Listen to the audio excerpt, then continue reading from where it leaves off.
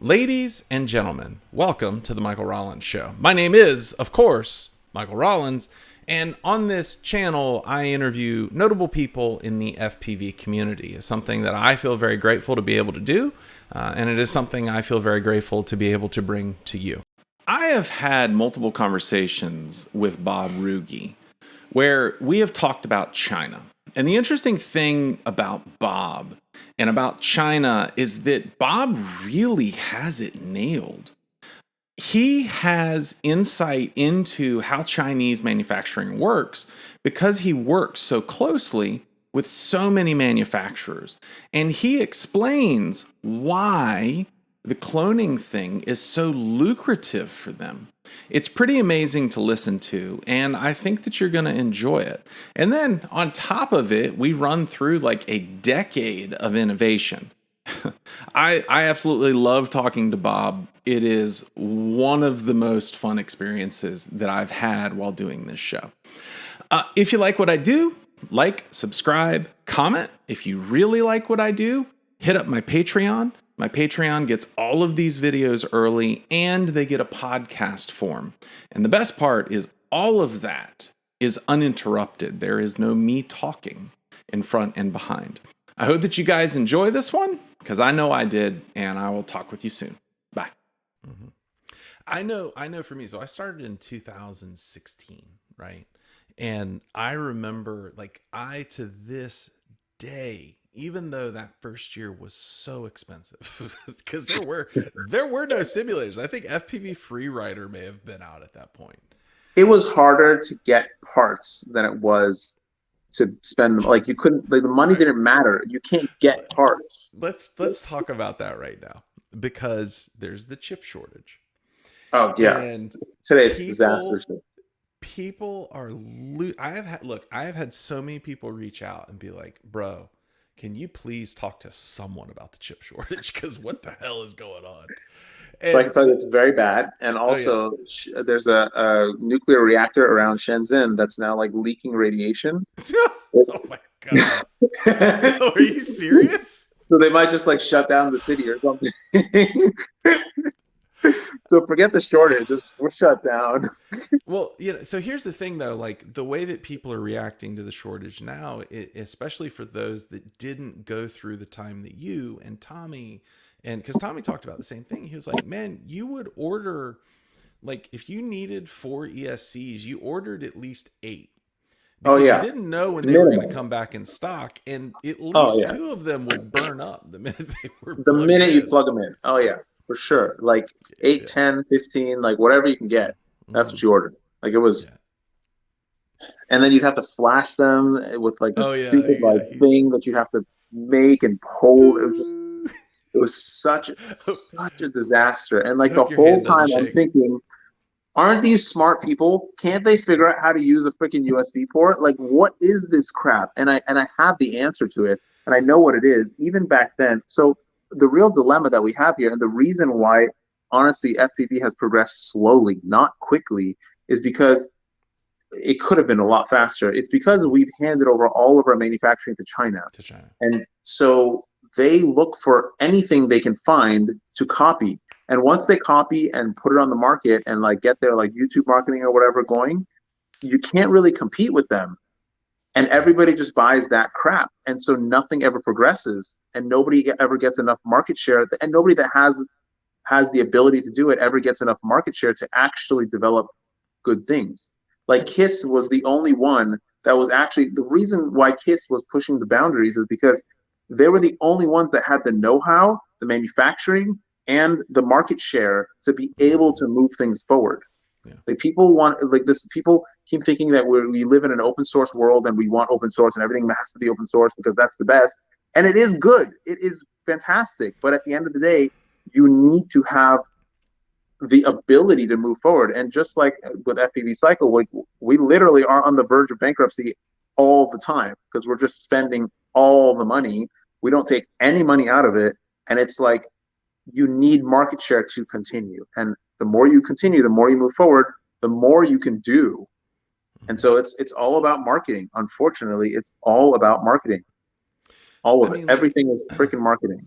So when speaking to the copying thing, when I originally, Tommy came out with his 2004 motors, and I ordered a set, and and eventually, like, I dinged the bell up of one, right? It won't spin freely anymore.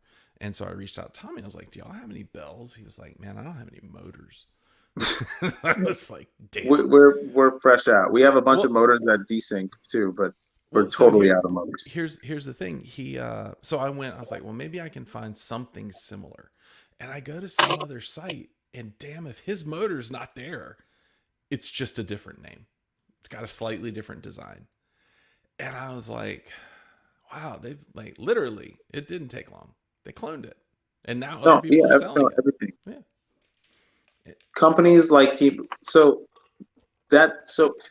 this is the whole problem that we had from the beginning. The reason why nobody put a freaking USB port on an ESC is because Everybody cloned the first one. the people making the popular product that everybody was talking about and explaining how to use on YouTube, on the forums and whatnot, they were using products from companies that their sole purpose was just to make money, just to steal free marketing and make money. So things just did not progress because of this. And so when something did progress, it happened to come down to the first adopters. And the best thing about the community, the reason why it did progress as quickly as it did, is because it's a community of first adopters. Mm-hmm. Nowadays, there's no first adopters. Mm-hmm. People don't experiment. They just want something that works. They want something that somebody else shows them how to do, especially the consumer coming into it now. They want something ready to go. And I answer, who do I talk to about build services? Maybe 5, 6, 7 times a week.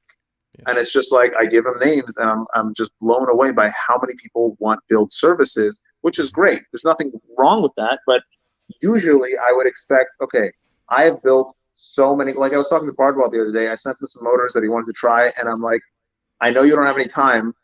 Send it to Ciotti. Let him build it for you. Mm-hmm. You can fly it and send it back to him. He can keep it.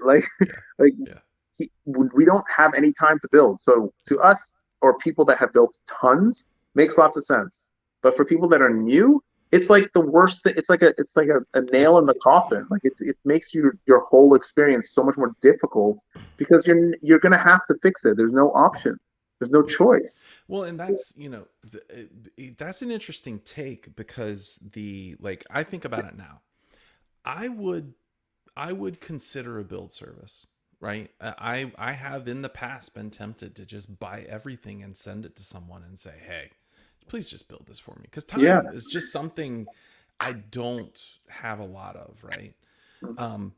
Or let me rephrase that. I have the same amount of time as everybody else. I just choose to dedicate it to things that are different than building a drone.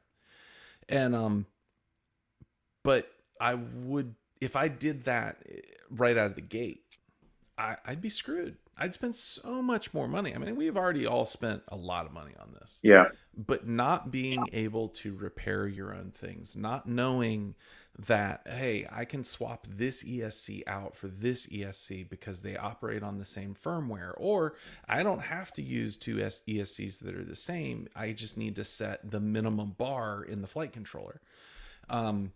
Oh, my motors don't have to match, or they do match, but maybe I don't want that 1800 kV motor on there if I'm flying 4S. Maybe I would end up, I know that would limit the performance of the drone.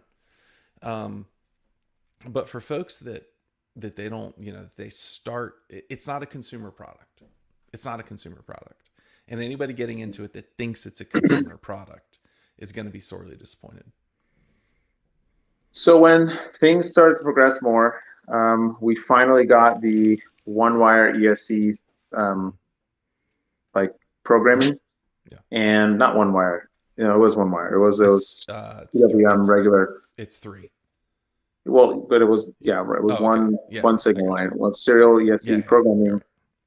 Then there was still trouble because I had about a dozen sets of ESCs just randomly catch fire while they were flashing. Just the whole thing, just go up and just right in front of my table. Like, okay, click flash, all of them go up in smoke, every single one. And then it got a little bit better, and then we got BL Heli came out, from Simon K was the popular one. Then BL Heli came out. Or I don't remember the timeline, but I think we had BL Heli, and then we got one wire programming, and then things got a little bit better. But I still would program my ESCs one at a time with a little USB flasher because they were going to burn out if I didn't. And the Cobra motors came out. They said 2204, but they were really 2205s. Nobody understood why they were so awesome.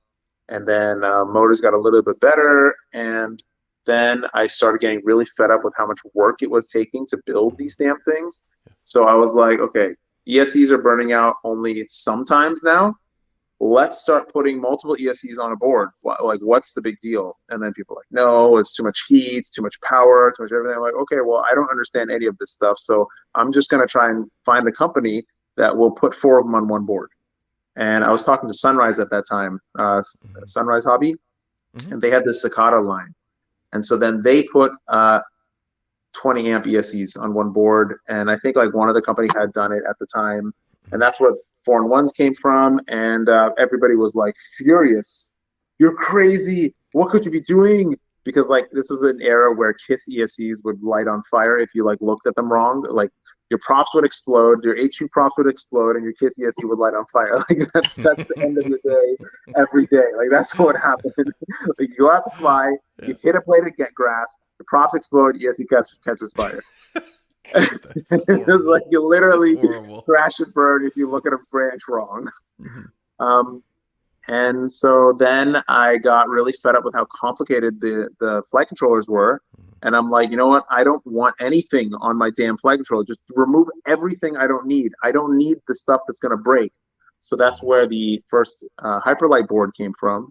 And I had already been making them for myself with Sunrise Hobby. And I just took a Revo F4 board and just told them strip all, like I looked at the map and I'm like, cut all this stuff off. And that board was probably the best-selling flight controller in the history of flight controllers. Like, we sold like 10,000 of those boards. Like, mind-boggling. And even after 2 generations of board later, people were still buying that board because they're like, you know what? I don't need anything else. Yeah. It's like $18, and it works great. And it has a flat surface, so I can mount my receiver and my VTX or whatever I want to the back. It's fantastic. And then things started to progress much quicker from there. But it's also hard to tell if it's hard to tell how much things were progressing because you got to a point where flying wasn't difficult. It wasn't a challenge. Crashing wasn't the rule. It was the exception. And like that was like 2-3 years into it where you just don't crash anymore unless you're doing something stupid. And you know that you're doing something dumb and you know that there's potential for crash. So you're still going to crash, but you're not going to crash just cruising around a forest. Or like you're not going to crash just cruising around. That's not going to happen.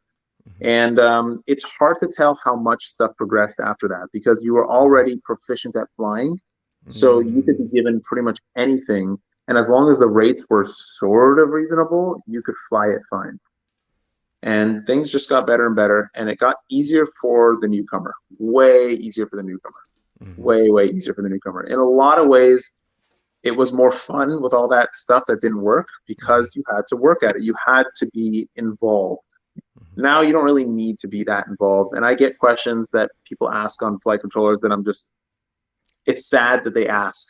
That it's just confusing. They're like, why is I just got someone rated one of the products on our site. The motor maps were wrong. Motor 1 was actually motor 4. Motor 4 was actually motor 2. And I'm like, I don't even know what to say. Like, just it's like, I don't know what to say. There's a huge volume of information about how to fix the stuff, but people continue to fail to figure out how to Google, and that's just where we are. Yeah. And now, well, the most interesting thing is that we've progressed to these full cinematic things that are completely normal now. Like just 2 years ago, it was like blasphemy. There's no way you can fly an SLR on a quad and actually have it work. And Johnny was trying so hard, and he contacted me and messaged me asking me all these questions about how to make the damn thing work and whatnot. And I'm like, I'll give him, I don't know. Like, I'll do my best, but I don't know. Like, Like, who else knows? Nobody else knows. And it's like you can't ask people that are like hardcore tuners because then they'll be like, oh no, you're doing everything wrong. You need to do it like this and like that and like this. And they're not just focused on, okay, let me just get it to work. Then we'll make it better. Like they're just focused on, no, you're wrong. It has to be like this. And that's like the engineer mindset that just can't be shifted. And so it was a struggle, but I think he was actually the first one to figure it out. And then Neil from Catalyst Machine Works was the first one to put together. He had the most experience with X-Class than I think anybody I know. And he knew how to put the drivetrain together to make it work right. So that's why his money shot when it came out, he was like showing me pictures and in the development and the motors and everything. And I'm like, that's incredible. I didn't even understand what he was doing. I'm like, that's massive. And I would look at his like carbon plates and everything. I'm like, dude, this is so over-engineered. It's ridiculous. And it still is over-engineered. But at the end of the day, his drivetrain was right. The prop selection was right. All the use case for the craft was right. And that, it really hit it out of the park. Like it was good. It worked. You could like show up on set, use that thing, and it would always work. And then we got the thick or we had the thick and other things already, but they're kind of like wonky drivetrains where people that started using them were not as experienced in X-Class crafts. So he just had a huge leg up because he had that experience. But nowadays it's becoming more normal. Yeah, and I'm working on drivetrains with one of the guys from Sweden, which I'm really intrigued by. Really, really looking forward to these drivetrains. We're going to move to 12S and 2-in-1 ESCs. And what? Yeah, 2-in-1? 2-in-1 ESCs, yeah. One for each arm. So that way you only have one set of wires per pair. So per arm, you only have one set of wires. So it makes it a lot easier to wire up. And it's 12S, so the amps drop, your wires can shrink. Everything can shrink a bit, and then the drivetrain will be totally separate from the rest of the flight. And it'll be very, very, very easy and convenient to build. And we could even just like make it plugs. We can use plugs if we wanted to, because the thing is so damn big already. And our motors are, you're not going to. Motors are going to be massive. And I just came up with a way to kind of redesign the motor so that we can get the smaller 19x19 platform on this like 47 millimeter wide giant motor and still use giant bearings. So we're going to use massive bearings inside the base, but the mount platform is still going to be 19x19, so it fits all the frames. And we don't really need more than 19x19. So it's just going to be like this hunk of a motor. It's going to be great. In this next episode, Bob and I talk about his influence on the community. And it's really interesting to hear Bob's take on it because Bob doesn't really see himself as super influential. He thinks that he actually was almost a victim, but not really a victim of the way that Chinese manufacturing and marketing works. It's a pretty interesting take on what he's done in FPV. I don't know that I agree with him, but you do get to hear him explain it. Anyways, if you like what I do, like, subscribe, comment. If you really like it, check out Patreon. You get the unedited, complete interview as well as a podcast version. And I hope that you guys have really enjoyed this. I will talk with you soon, and bye.